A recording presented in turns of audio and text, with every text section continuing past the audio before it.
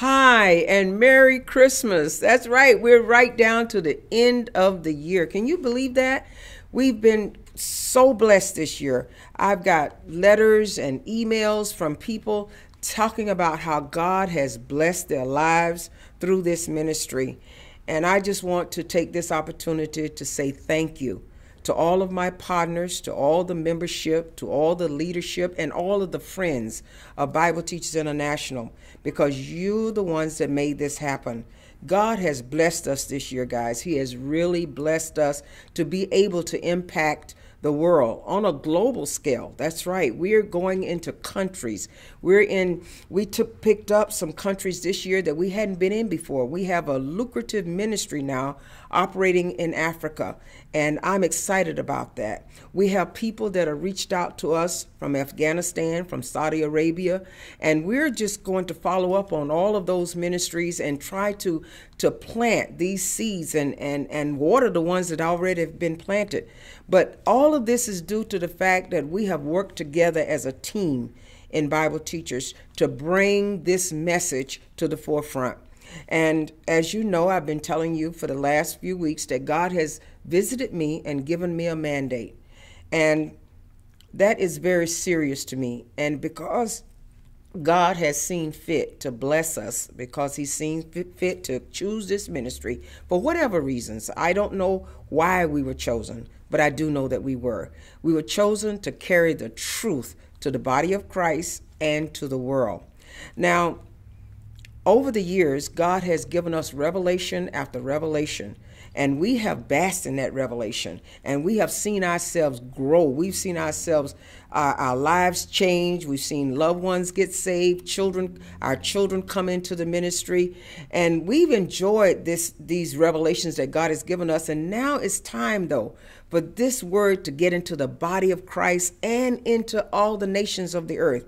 We don't have but a small window left to preach the gospel. And you can look around and see how things are changing.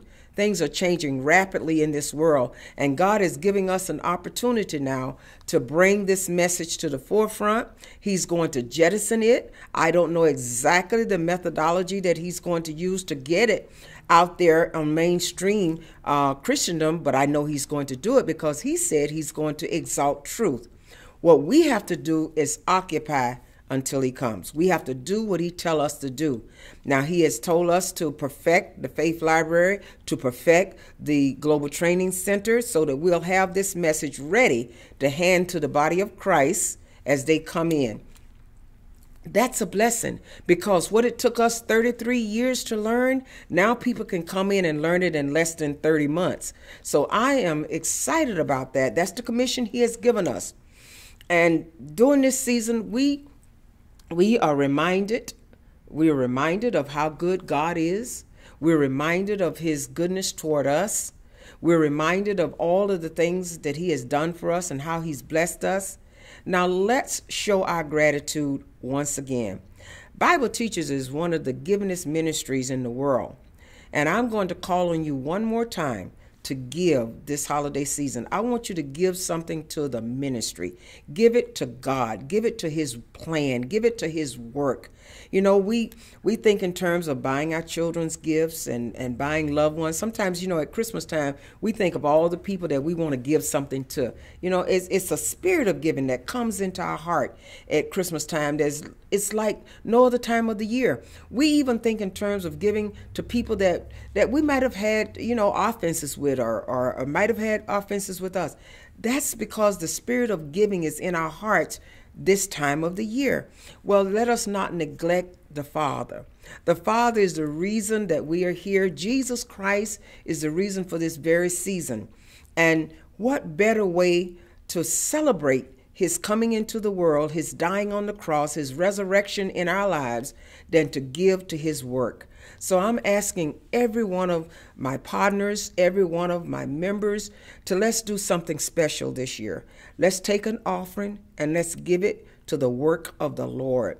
Now, you don't have to. And if you're not able to, you can't.